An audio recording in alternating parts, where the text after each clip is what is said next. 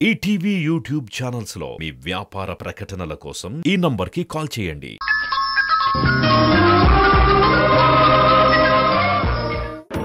మమ్మల్ని మోసం చేసినట్టే ఏదో ఒక రోజు మిమ్మల్ని, మీ అబ్బాయిని, మీ కంపెనీని అన్నిటినీ మోసం చేసేస్తుంది. మోసం అనేది దానికి వెన్నతో పెట్టిన విద్య. బిందు గతం ఇంత చెడ్డదా?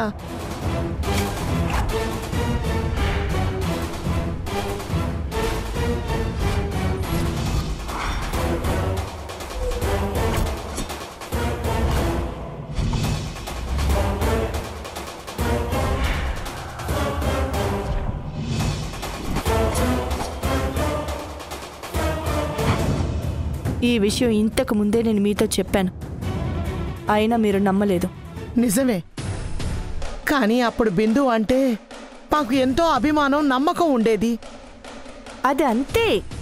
ముందు నమ్మకం, అభిమానం పెంచుకుంటుంది, తర్వాత దాన్ని అడ్డం పెట్టుకొని నమ్మక ద్రోహం చేస్తుంది. సింధుని నా కొడుకు ప్రాణానికి ప్రాణంగా ప్రేమించాడు. తను చేసిన మోసాన్ని తట్టుకోలేక తన భార్య మెళ్ళో వాడే తాళిని తెంపేశాడు. ఆ హంతకురాలి నీడ కూడా మా మీద పడకూడదని వైజాగ్ వదిలి ఇక్కడికొచ్చాం. అయినా అది మమ్మల్ని వదలడం లేదు. మా మీద పగ తీర్చుకోవటానికే ఈ ఊరొచ్చి మీ ఇంట్లో ఉంటూ మమ్మల్ని నరకయాతన పెడుతోంది.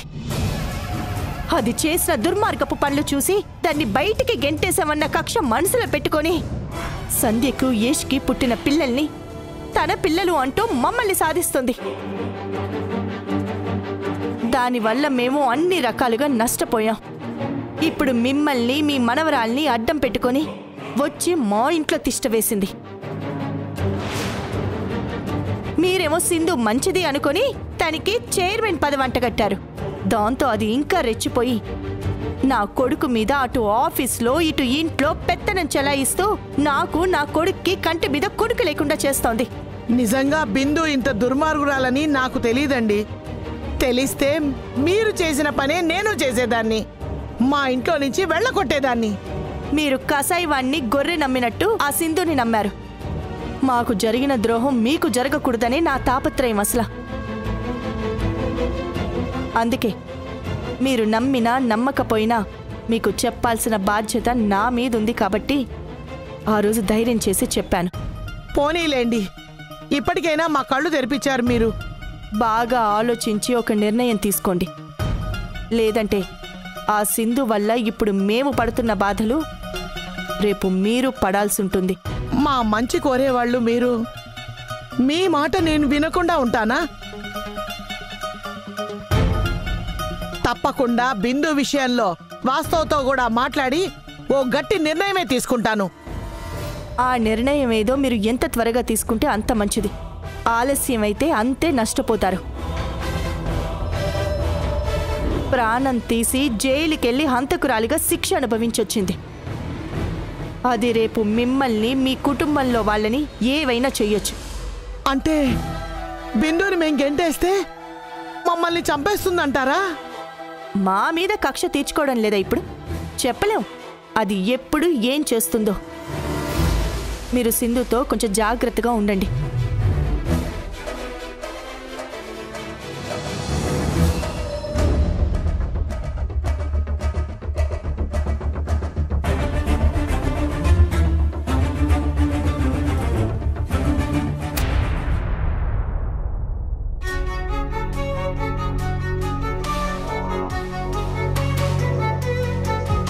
సునంద రంగరాజన్ ప్రాజెక్ట్ కోసం నేను కొత్తగా డిజైన్ చేసిన ప్లాన్ ఇది. ఆల్రెడీ బిందు ఓ ప్లాన్ డిజైన్ చేసి వాళ్ళకి ఎక్స్ప్లెయిన్ కూడా చేసింది. బట్ ఆ ప్లాన్ అంత పర్ఫెక్ట్గా లేదు. అందులో చాలా మిస్టేక్స్ ఉన్నాయి. అందుకే మళ్ళీ నేను ఈ న్యూ ప్లాన్ ప్రిపేర్ చేయాల్సి వచ్చింది. నా ప్లాన్ గురించి మీకు నేను డీటెయిల్గా చెప్తాను. ఎవ్రీ పాయింట్ మీరు మైండ్లో పెట్టుకోండి. మన ప్రాజెక్ట్ కన్స్ట్రక్ట్ చేయబోయే టోటల్ ఏరియా ఇది.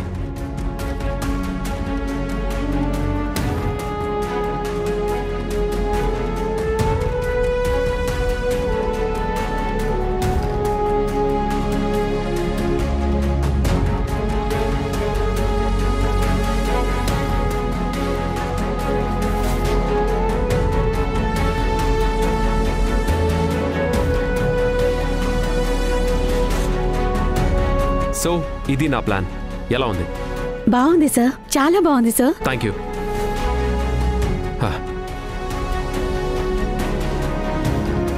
అందుకే చెప్తాను, ఎప్పుడు మనమే గొప్ప అని ఫీల్ అవ్వకూడదు. మనల్ని మించిన వాళ్ళు కూడా ఉంటారు. అందుకే కాస్త తగ్గుండాలి, ఎగిరెగిరి పడకూడదు. బిందు, ఈ ప్లాన్ నీకు ఓకే కదా? ఎందుకు అడుగుతున్నానంటే, నీ ప్లాన్ కంటే నా ప్లాన్ బాగుందని నువ్వు జలసీ ఫీల్ అయి హర్ట్ అవ్వకూడదు కదా, అందుకు. మీ అందరికీ ఓకే అయితే నాకేం అభ్యంతరం లేదు. ఓకే, నా ప్లాన్ అందరూ ఓకే చేశారు కాబట్టి ఇదే మేడంకి కూడా పంపిద్దాం. సార్, లాస్ట్ టైం బిందు మేడం ప్రజెంట్ చేసిన ప్లాన్ కూడా బాగానే ఉంది కదా. దాన్ని సునంద మేడం ప్రాజెక్ట్ టీం కూడా మెచ్చుకున్నారు. వాళ్ళు ఓకే అన్న ప్లాన్ని కాదని మళ్ళీ మనం కొత్త ప్లాన్ డిజైన్ని పంపిస్తే ఏదైనా ప్రాబ్లం అవుతుందేమో. ఒక్కసారి ఆలోచించండి.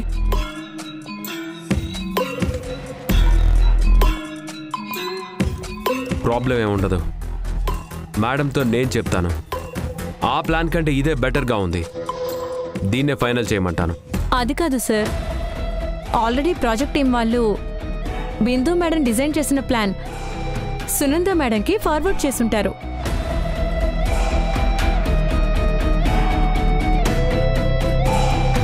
దాన్ని రికమెండ్ కూడా చేసుంటారు. మళ్ళీ మనం సడన్గా ప్లాన్ చేంజ్ చేసి కొత్త ప్లాన్ అంటే ఒప్పుకుంటారా అని.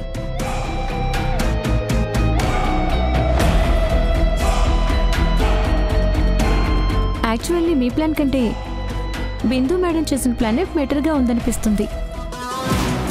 Do what I say. ఏది బెటరో మీకంటే నాకే బాగా తెలుసు. ఈ ప్లానే ఫైనల్, మేడంకి ఫార్వర్డ్ చేయండి. అలాగే అలాగే సార్, అలాగే సార్.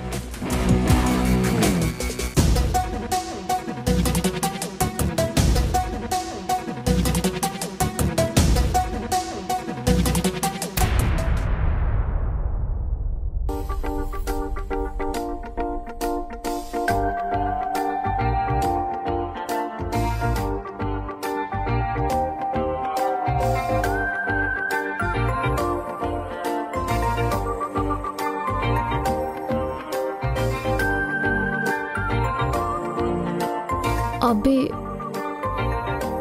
నా లైఫ్లో నేను ఇంతవరకు ఏ మగాడిని ఇష్టపడడం లేదు. మొదటి తోరి నేను నీ మీద మనసు పాడేసుకున్నాను. నీకు పెళ్ళ 2 పిల్లలున్నారని తెలిసినా నిన్ను ప్రేమించనబ్బే. నీ మాజీ భార్య బిందు నా కళ్ళ ముందు తిరుగుతున్నా నీ మీద మనసు పారేసుకున్నాను కదబ్బే. నీకు భారీగా నటించడానికి మీ ఇంటికి వచ్చాను, కానీ నీ మంచితనం చూశాక నీ భార్యగా ఈ ఇంట్లోనే ఉండిపోవాలని నిర్ణయించుకున్నాను.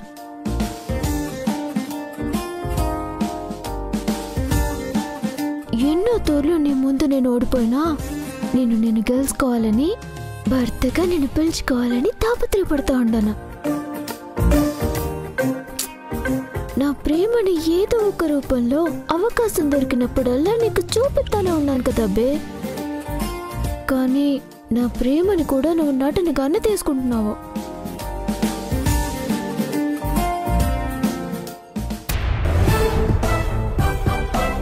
నా గుండె ఏమో కన్నీరు కారుస్తూ ఉండదు. నీ గుండెలో నాకు స్థానం లేదని. నిజంగానే నాకు పిల్లలంటే పడదబ్బి. నీ సంతోషం కోసం నీ పిల్లల్ని నా పిల్లకాయల్లో చూసుకుంటున్నానబ్బి. అయినా నువ్వు నన్ను గుర్తించటం లేదు, నీ మనసు కూడా కరగటం లేదు. ఇంకా ఎన్నాళ్ళు నీకోసం నేను నిరీక్షించాలి చెప్పబ్బే. నా వల్ల కావడం లేదబ్బే.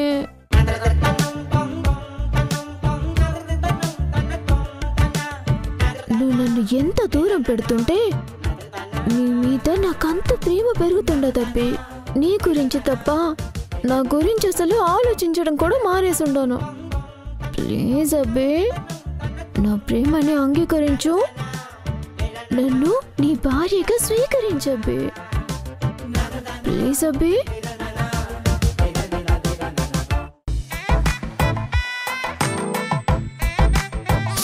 అబ్బా, ఏముండదమ్మే? నాకేం గాలే, నీకే ప్రేమ భూతం ఆవహించింది. ఎదురుపడి అబ్బితో ఎలాగో నా మనసులో మాట చెప్పలేను. కనీసం ఫోటోతో అయినా చెప్పుకొని తృప్తి పడదామని. ఇలా ఫోటోలతో గోడలతో నీలో నువ్వే మాట్లాడుకుంటే యష్కి నీ మీద ప్రేమ కలగదే. మరేం చేయమంటావు అమ్మే? అబ్బితో డైరెక్ట్ గా చెప్దామంటే నాకు ధైర్యం కూడా సాగడం లేదు. ధైర్యం లేదని చతికిలు పడిపోతే జీవితంలో పైకి లేవలేవు. ధైర్య సాహసే ప్రేమ. ధైర్య సాహసాలు చూపించే వాళ్లకు లవ్ అయినా లక్ అయినా దొరుకుతుంది. అంటే ఇప్పుడు అబ్బి దగ్గరికి వెళ్ళి నేను నిన్ను లవ్ చేస్తున్నానని చెప్పేయాలా? ఇలా ముఖాముఖి మాట్లాడితే నాకు నువ్వంటే ఇష్టం లేదని నీ మొహం మీద చెప్పేస్తాడు. అందుకే కదా నేను ఆలోచిస్తా ఉన్నాను. ఒకళ్ళు మన దారిలోకి రానప్పుడు మనమే వాళ్ళ దారిలోకి వెళ్ళి వాళ్ళని మన దారిలోకి మళ్లించాలి. ఎలా అమ్మే? ప్రశ్నించడం కాదు, ప్రయత్నం చేయడం అలవాటు చేసుకో. దూరం అయిపోయిందనుకున్న సింధు ఇప్పుడు ఏకంగా యష్తో పాటు ఇటు ఇంట్లో అటు ఆఫీస్లో కలిసి ఉంటుంది. తినగ తినగ వేప కూడా తీగా ఉంటుందట. అలాగే చూడగా చూడగా చెడు కూడా మంచిలాగే కనిపిస్తుంది. యష్ మనసు మారి సింధుని క్షమించి మళ్ళీ ఆ సింధుని తన భార్యగా అనుకోకముందే సాధ్యమైనంత వరకు నువ్వు ప్రతి చోట యష్కి దగ్గరగా ఉండడానికే ప్రయత్నం చేయి. అప్పుడే నిదానంగా నీ మీద తనకు ప్రేమ మొదలవుతుంది. అబ్బికి దగ్గరగా ఉండాలంటే తనకు అవసరమైన పనులు చేస్తా ఉండాలి. కానీ నాకు మాత్రం ఛాన్స్ రావడం లేదు. అవకాశాలు వాటంతట అవి రాకపోతే మనమే వాటిని సృష్టించుకోవాలి. ఇదిగో భోజనం క్యారేజీ, ఆఫీస్కి వెళ్ళి నువ్వే దగ్గరుండి యష్కి భోజనం తినిపించు. అమ్మి నీకు తల నిండా తెలియట్లేమే. యష్ని ఎలా ప్రేమలో పడేయాలో ఆలోచించు. వెళ్ళు వెళ్ళు.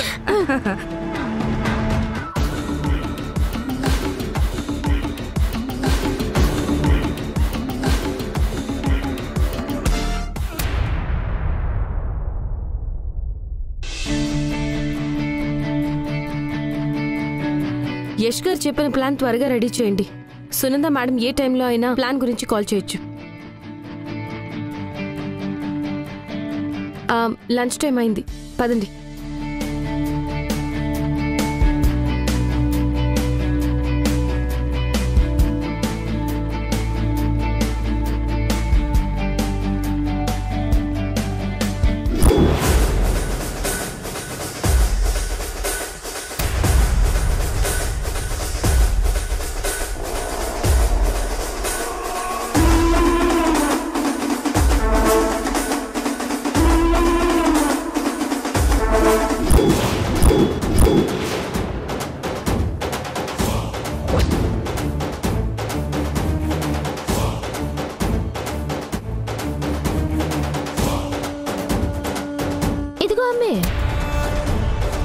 ఏంటి?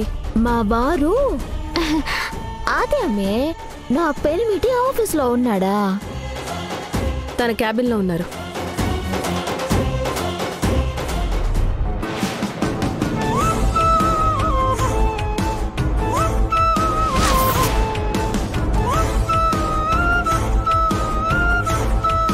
ఏందమ్మి అట్టా సుత్తా ఉండవు? ఏం లేదు, నాకు తెలుసులే. నువ్వు నా మెల్లో తాళినే కదా గమనిస్తా ఉండవు. తాళి లేదని ఆడవాడి చేస్తుండవు కదా. నా మెల్లో తాళి చూసేసరికి తట్టుకోలేకపోతున్నావు కదా. నేను ఆ రోజు పాయింట్అవుట్ చేసింది నీ మెళ్ళో ఏదో తాళి చూడాలని కాదు.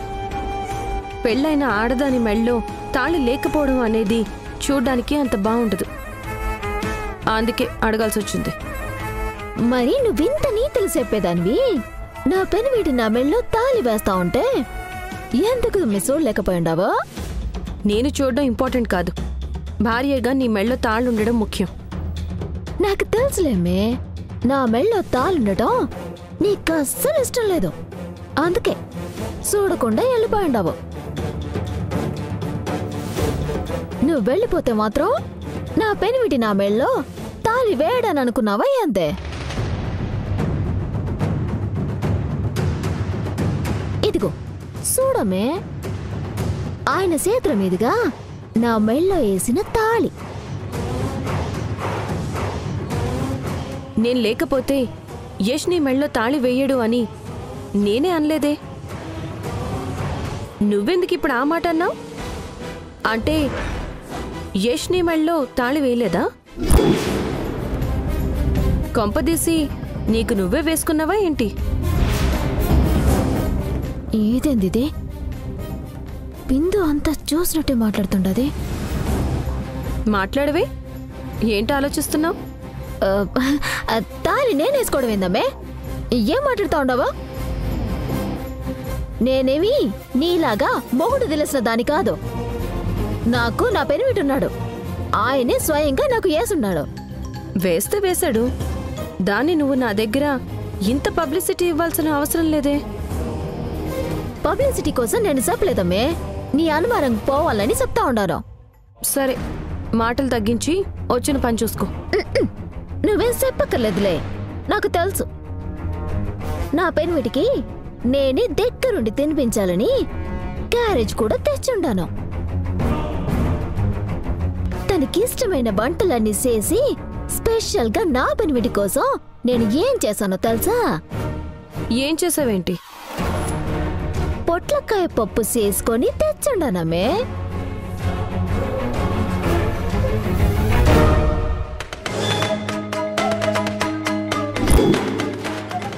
అబ్బే అబ్బే, నువ్వేంటి ఇక్కడికి వచ్చావు?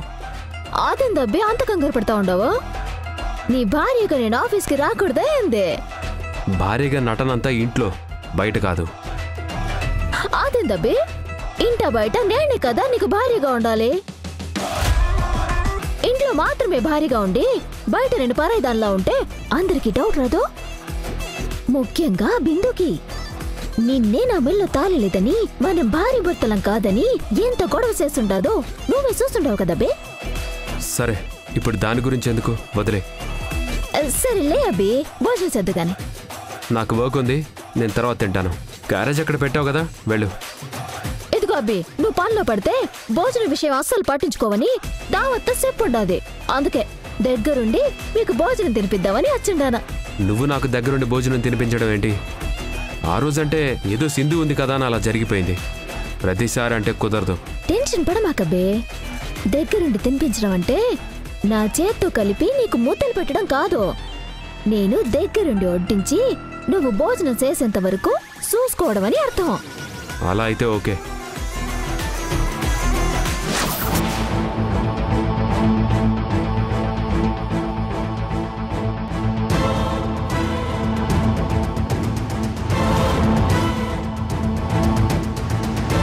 ఈ అమ్మకి ఇంకా డౌట్ పోలేదు. ఎలా చూస్తుందో చూడ. యష్కి బాగా దగ్గరగా ఉంటేనే ఇది నమ్ముతాదనుకుంటాను. చెప్తాను.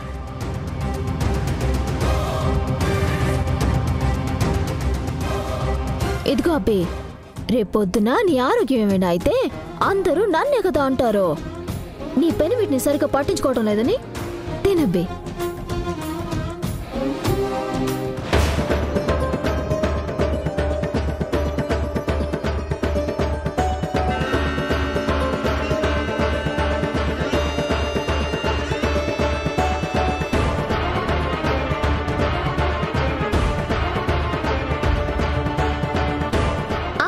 అబ్బే, తాబేలు నడకలా తింటే గుర్రం దౌడు తీసినట్టుగా ఉండాలా.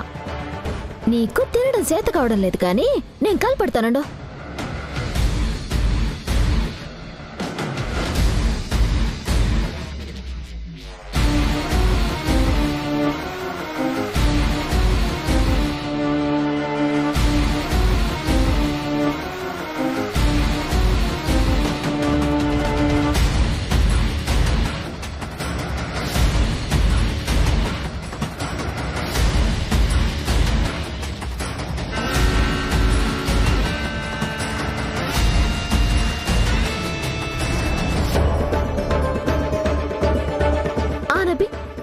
వద్దు, నేను తినగలను. ప్లేట్ అక్కడ పెట్టు.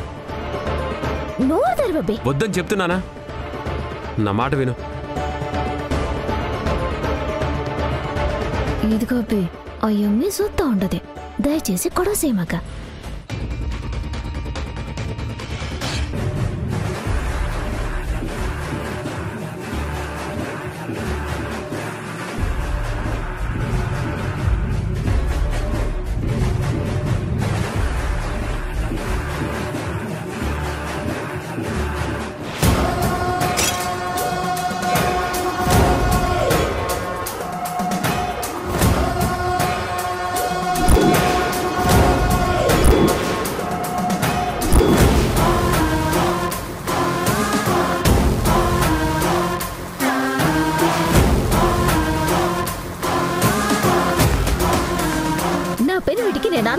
చేస్తా ఉంటే ఎందుకు అమ్మి నీకు అంత కుళ్ళో?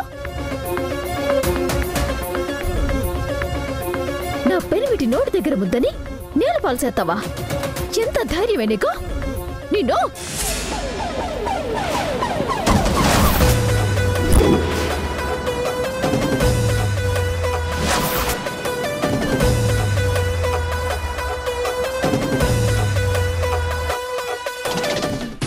సింధు, నా పేరు సింధు కాదు కదా, బిందు. నీ అసలు పేరు సింధు కదా. భర్తతో హాయిగా కాపురం చేయాల్సిన నువ్వు మీ మేనత్త ప్రాణం కాపాడాలని అన్యాయంగా నీ భర్త బిజినెస్ కోసం ఎంతో సాయం చేసిన ప్రసాద్ గారినే చంపేశావు. ఇక నుంచి నీకు మాకు ఎలాంటి బంధము లేదు. అన్నీ తెచ్చేశాను, వెళ్ళిపో.